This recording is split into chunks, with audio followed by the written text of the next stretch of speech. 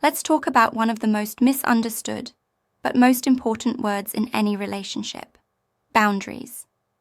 For many people, that word sounds negative.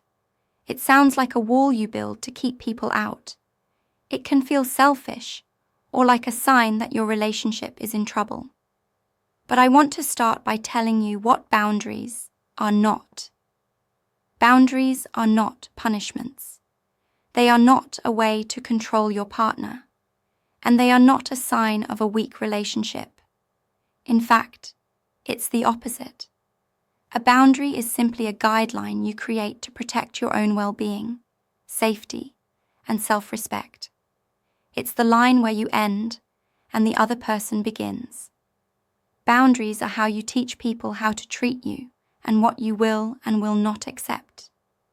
In a relationship, they are the shared rules of engagement that allow trust, respect, and love to flourish in a safe space. Without them, resentment and disrespect are almost guaranteed to grow. So today, we're going to discuss 5 essential, non-negotiable boundaries you must set for a healthy and respectful relationship. Boundary 1.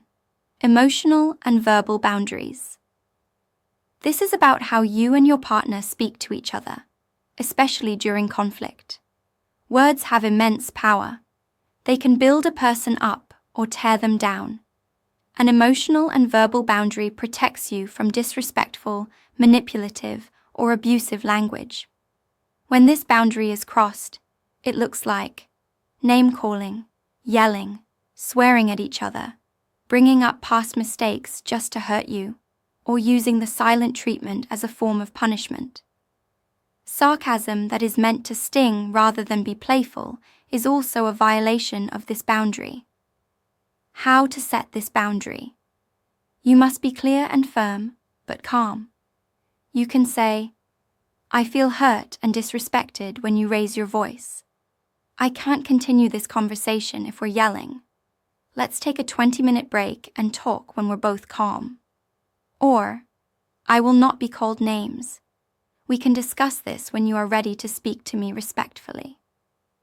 This isn't about winning the fight. It's about insisting on a respectful way to have it. Boundary 2. Time and personal space boundaries.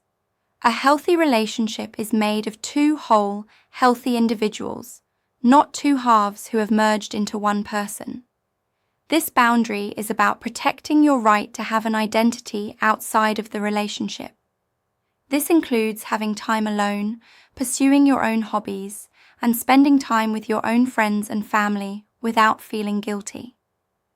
When this boundary is crossed, it might look like your partner getting upset or jealous when you want a night out with your friends. It could be them needing to know where you are at all times, or making you feel bad for having a passion or a hobby that doesn't include them. How to set this boundary? Reassure them of your love, but be clear about your need. I love the time we spend together, and I also need time for myself to recharge and connect with my friends. I'm going to have dinner with Sarah on Thursday night, and I'll be really excited to see you and hear about your evening when I get back. This isn't asking for permission. It's stating a healthy need. Boundary 3. Digital and social media boundaries. In our modern world, this boundary is more crucial than ever. It's about creating shared rules for your digital lives to protect your trust and your connection. This covers everything from your phones at the dinner table to how you interact with others online. When this boundary is crossed, it can look like a partner demanding your phone password or going through your phone without permission. It could be them posting unflattering photos of you without your consent, or having private, flirty, or inappropriate online conversations with other people. How to set this boundary? This requires an open conversation. You can say, "When we're having dinner together, let's both agree to put our phones away. I want to feel connected to you without distractions."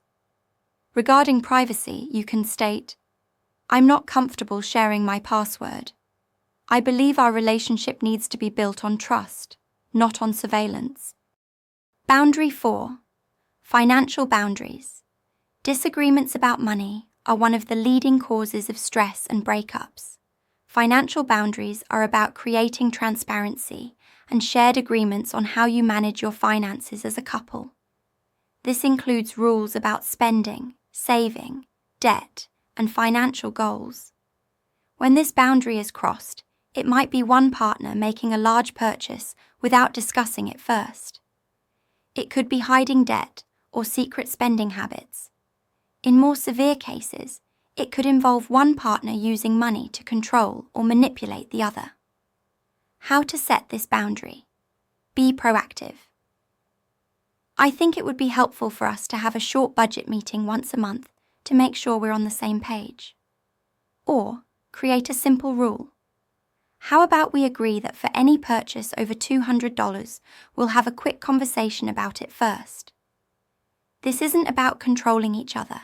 It's about working as a team towards shared financial health. Boundary 5. Family and in-law boundaries. This can be one of the trickiest boundaries to set, but it's vital. This boundary is about protecting your relationship as the primary unit.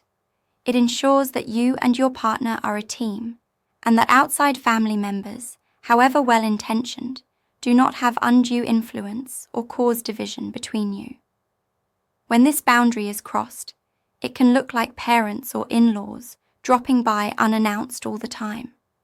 It could be family members giving unsolicited advice on your personal decisions, like how to raise your kids or manage your money.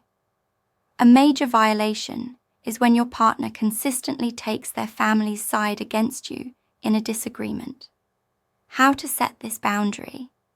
The most effective way is for each partner to set the boundary with their own family. For example, your partner might need to say to their mother, "Mum, I love that you care, but partner's name, and I need to make this decision on our own. We'll be sure to ask for your advice if we need it." As a couple, you can agree. Our weekends are our protected time together, unless we both decide to invite family over. So let's recap. Emotional and verbal boundaries, time and personal space, digital boundaries, financial boundaries, and family boundaries. Setting a boundary is only half the work. The other half is respecting the boundaries your partner sets with you. It has to be a two-way street, built on mutual respect. And remember this crucial point. You are not responsible for the other person's reaction to a boundary you set. You are only responsible for communicating it clearly and respectfully. If they get angry or try to guilt trip you, that is their issue to manage, not yours to fix. Setting boundaries can feel uncomfortable at first, especially if you're not used to it. But it is one of the highest forms of self-love and one of the most loving things you can do for the health and longevity of your relationship. Which of these boundaries do you find the most challenging to set? Share your thoughts and experiences in the comments below. And if you found this video helpful, please don't forget to like, subscribe, and hit that notification bell for more content.